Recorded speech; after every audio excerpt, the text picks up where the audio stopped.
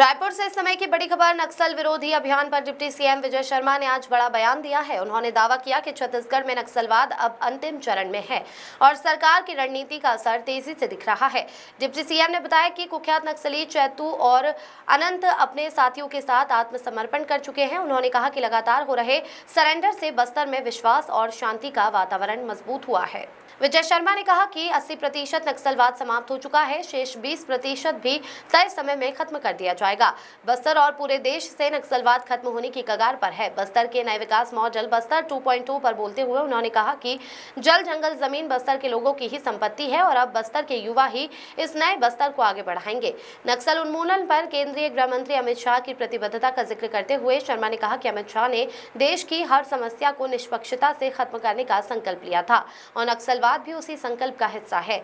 देश की बढ़ती जीडीपी पर उन्होंने इसे देशवासियों की मेहनत का परिणाम बताया। कांग्रेस के जिला अध्यक्षों की नियुक्ति पर उन्होंने निशाना साधते हुए कहा कि भाजपा में संगठन सर्वोपरि है जबकि कांग्रेस में व्यक्ति प्रधान होता है।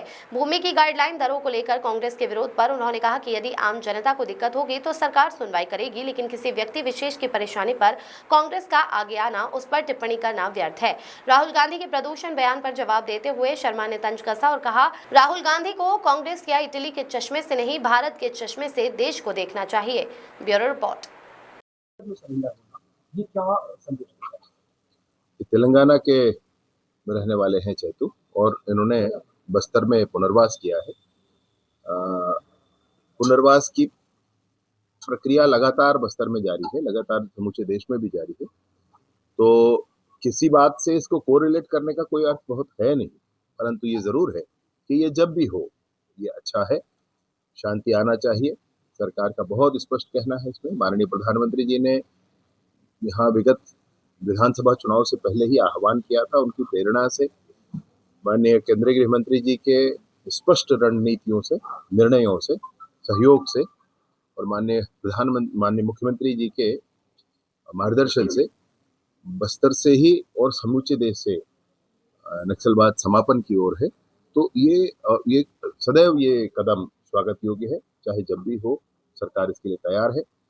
जो पुनर्वास नहीं करेंगे, जो फिर से हथियार उठाकर बात करेंगे, तो सशस्त्र बल के जवान पर्याप्त है उनसे इन सारी बातों को करने के लिए। अब तक जो मोदी सारे मामलों को पूछा गया,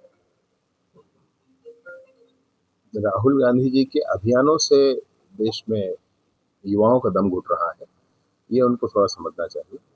वो कहना क्या चाहते हैं, एसआईआर के संदर्भ में क्या कहना, क्या बताना चाहते हैं, वो उनको समझना चाहिए। बाकी पर्यावरण और आदि दिशा में है तो इस पर काम हो ही रहा है, देखने की जरूरत है। कांग्रेस के चश्मे से, इटली के चश्मे से उनको दिखेगा ही नहीं, उनको भारत का चश्मा पहनना पड़ेगा। सर कर्नाटक में भी बस्तर के लोगों का है, बस्तर के युवाओं का है। बस्तर में एक आवाज आजकल निकल कर आती है कि बस्तर के युवा ही बस्तर को संभालेंगे।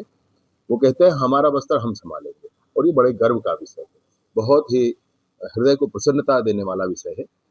मैं सोचता हूँ कि क्षेत्रों जैसे उन्होंने ये भी कहा कि अगली बार जब दिल्ली आएगी कॉन्फ्रेंस में, नक्सल मुक्त भारत के बाद ही कॉन्फ्रेंस।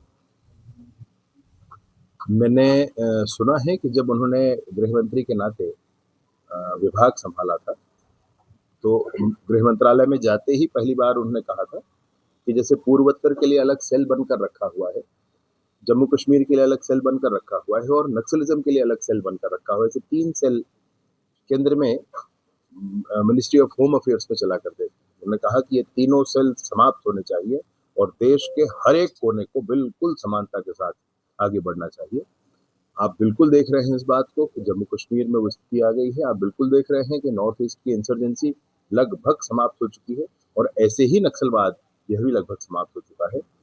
बहुत पराक्रमी हैं, कैसे निर्णय करते हैं, कैसे इतने बड़े निर्णय लेने का साहस उनमें होता है और उस निर्णय को धरातल पर उतार लेने का सामर्थ्य उनमें है। ईश्वर कृपा। सर जीडीपी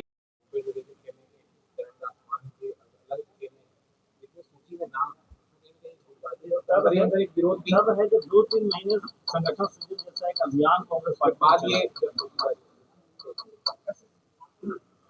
मैं इसमें कहूँ ये उचित नहीं है। परंपराओं में बड़ा फर्क है। भाजपा के परंपराएं भाजपा में जो प्रक्रियाएं हैं वो पृथक हैं और कांग्रेस में जो प्रक्रिया है वो बहुत अलग है। यहाँ व्यक्ति प्रमुख होता है कांग्रेस में और भाजपा में संस्था प्रमुख होती है। भाजपा के कोई नेता दिल्ली में गड़बड़ करते हैं तो गांव तक के कार्यकर्ता उसको पसंद या नापसंद करते हैं। उनके अपना कोई नेता का कैडर तो ये भाजपा में नहीं होता है। भाजपा में संगठन होता है और कांग्रेस में नेता होता है, ये बड़ा फर्क है। और इस